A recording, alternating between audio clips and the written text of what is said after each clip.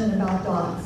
I mean, if my mom wanted to motivate me to do my chores, do anything, it was, well, you know, your dog counts on you. The dog's going to love the person that takes the best care of them.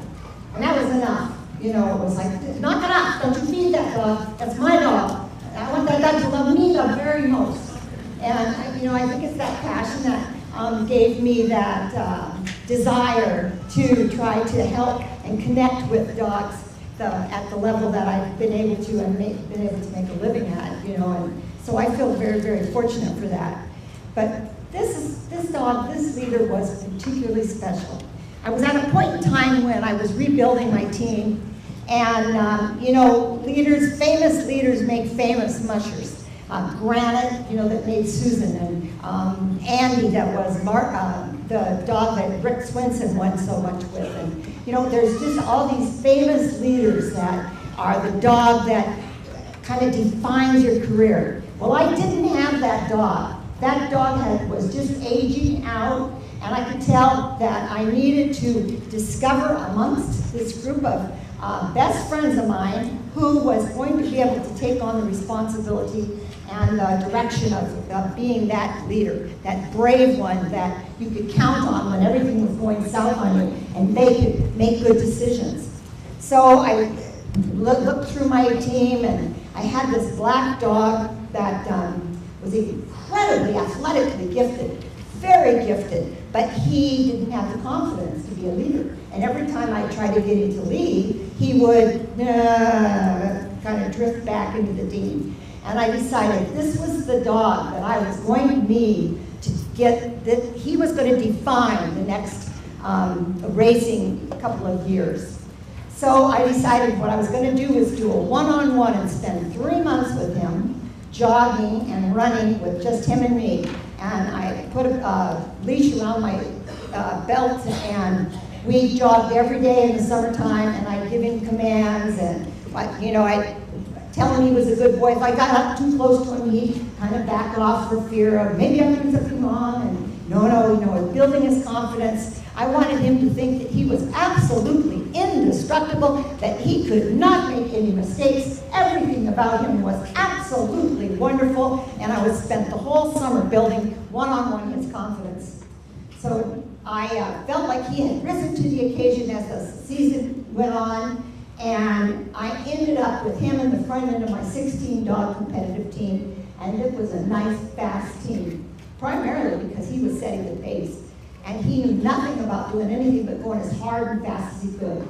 And he would absolutely, at that point, I could write my name in the snow with him with directions. And I wasn't using any necklines. So every dog was tethered only by the back of their harness. So I took a nice 6-hour break in Roan River. And for those of you that know the trail, you know when you leave Roan, that's one of the worst parts of the trail for having any kind of control of a team. And we went shooting out of there like we'd been shot out of a cannon. And about an hour later, when the team is absolutely rolling, because that's usually, it takes them about an hour to get right up on the step. The team is rolling. We've just crossed the Post River. We're into a new part of the burn that had just burned recently, so it didn't have all the deadfall cut out. And it was all dirt. Snow had all been blown away. This team is flying, and there is a gigantic, biggest I'd ever saw in all my life, bison standing in the middle of the trail.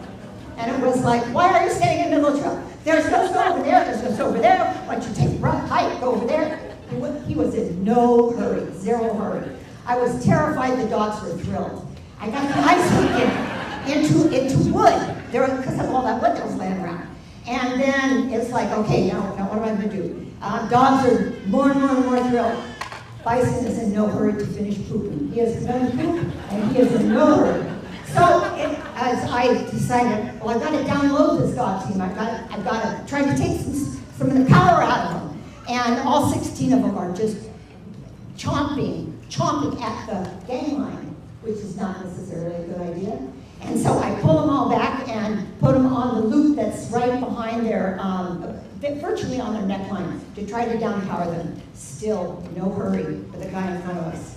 So I decided, okay, I'm going to walk up and tell him what I think about this. And I go walking up, and I have worked before with Bruce, but I go walking up, and I don't even come to the top of his leg. And I looked up, and I went, this isn't a good idea either. And went straight back to my teeth, you know. So then I'm waiting, and he's still pooping and pooping, and he's in zero hurry. And the dogs are just more and more wild and more wild.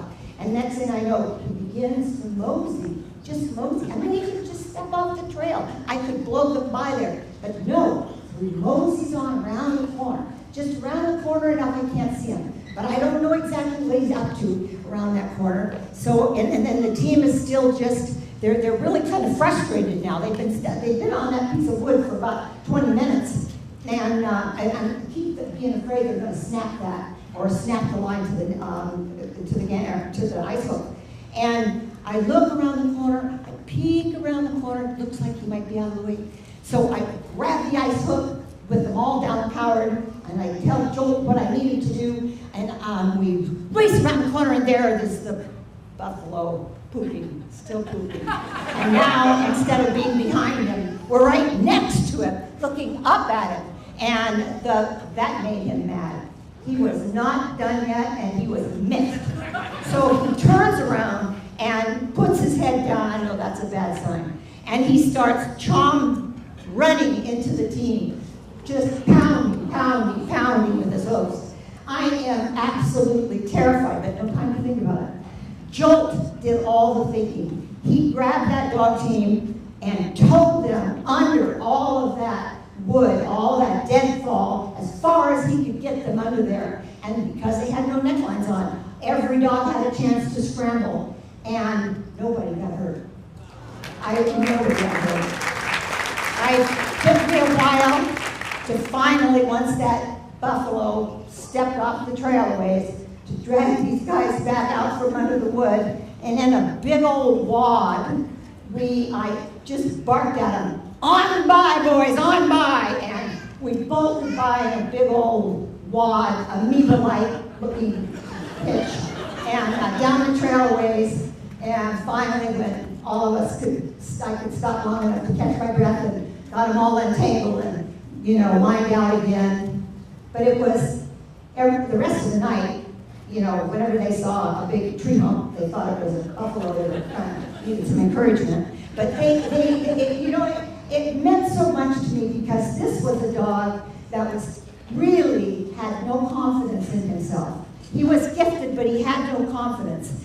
And it just to have taken the raw talent and been able to build that relationship with him, that he was able that night to save 16 dogs that were being actively stomped by a big bison, and nobody was hurt, and not even injured in a tangle, was one of the highlights of my mushing career.